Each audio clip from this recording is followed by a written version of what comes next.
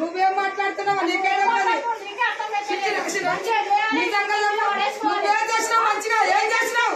దేవుడు ఇచ్చిండు, కన్ను తెరిచింది, కన్నావు, నువ్వు చేసినావు. ఏం చేస్తావు? డెలివరీ కాకుండా ఏం చేస్తావు? కోటి రాస్తావు, నువ్వు గుంజుకొస్తావు లోపల చేయబెట్టి ఆ కోటి